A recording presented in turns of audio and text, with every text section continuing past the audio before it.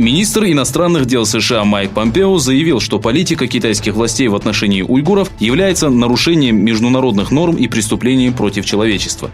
В момент, когда продолжают поступать доказательства массовых арестов, пыток и исчезновений в Восточном Туркестане, мы призываем Китай прекратить бесчинство и нарушение международных правил, сказал Помпео. Согласно докладу Human Rights Watch, под предлогом профилактики и борьбы против политически опасных граждан, за последние 2 года в уйгурском регионе было задержано и отправлено в лагеря большое количество людей. Западные спецслужбы заявили, что китайская разведка собирала данные людей, используя сайты отдела кадров различных организаций и сервис LinkedIn.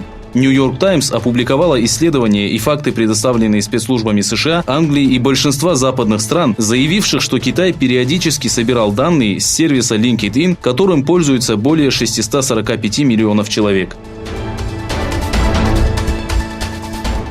Правительство США осудило Россию за установку барьеров вблизи оккупационной линии Южной Осетии, объявившей о своей независимости от Грузии.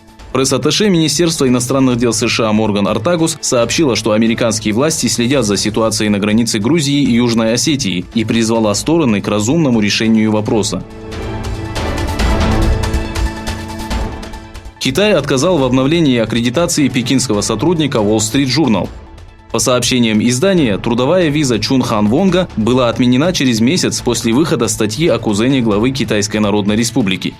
Представители властей сообщили, что срок аккредитации Чуна Хана, являющегося гражданином Сингапура и проработавшего в пекинском бюро Wall Street Journal с 2014 года, завершился и не будет обновлен.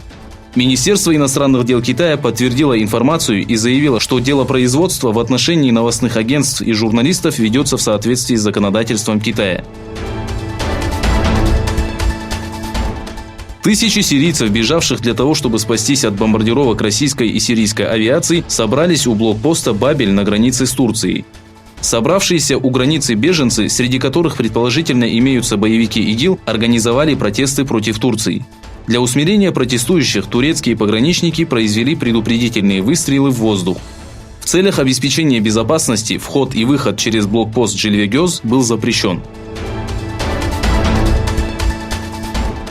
Национальный центр мониторинга ураганов сообщил, что через несколько дней по Флориде ударит ураган Дориан, внесенный в 3-ю категорию, скорость которого достигает 185 км в час.